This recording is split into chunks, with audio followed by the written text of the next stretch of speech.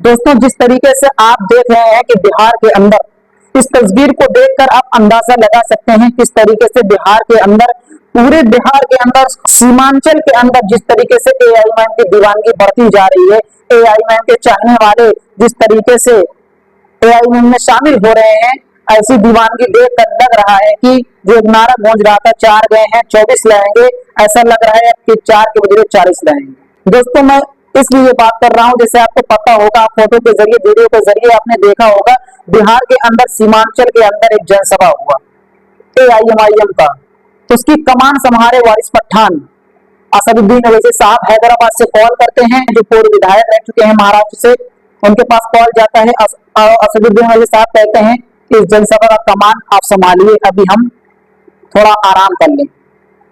तुरंत उन्होंने अपने कायद की बात मानी और अपने लीडर की बात मानी, लब्बैक कहा और सीमांचल की धरती पर कदम रखा।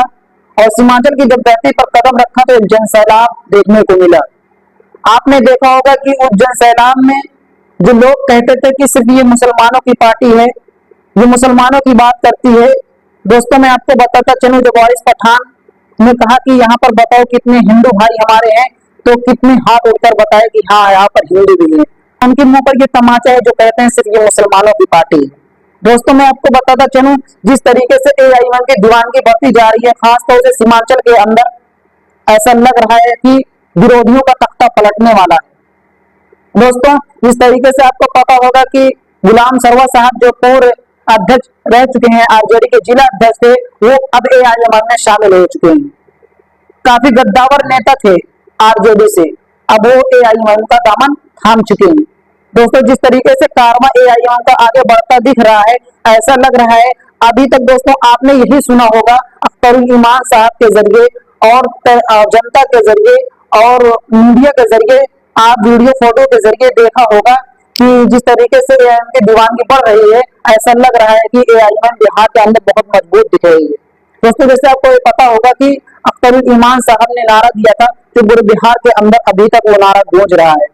अख्तरुल ईमान साहब ने कहा था कि सबने दिया है हमको चोट, अब अपनी पार्टी अपना वोट। एक नारा ये दिया था। दूसरा नारा ये दिया था कि 4 गए हैं 24 लाएंगे, 4 गए हैं 24 लाए हैं। दूसरा नारा अख्तरुल ईमान साहब जो एआईएमआईएम के प्रदेश अध्यक्ष हैं, उन्होंने ये दिया था।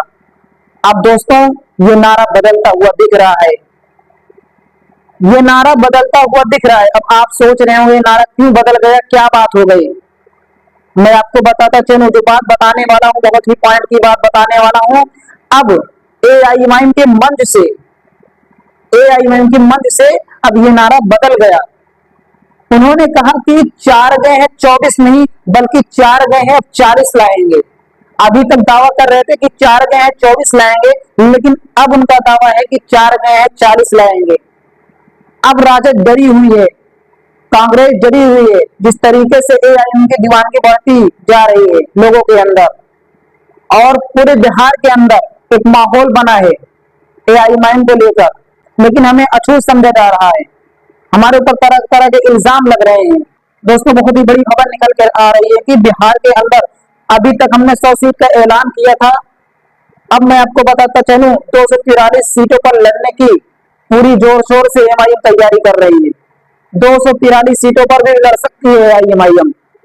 एक गुस्सा जो उनके अंदर आया हुआ है गठबंधन को लेकर, एआईएमआईएम के कार्यकर्ताओं में, वो साफ ऐलान कर रहे हैं कि अपने प्रदेश अध्यक्ष अख्तरुल ईमान साहब से कह रहे हैं कि अब 243 सीटों पर लड़ा जाए चुनाव।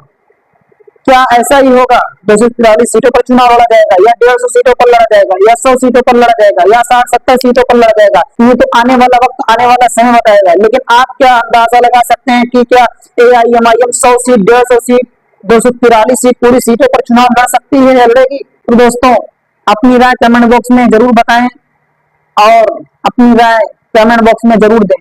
फिर मिलते हैं किसी नेक्स्ट वीडियो में, तब तक के लिए बने रहें। अस्सलाम वालेकुम।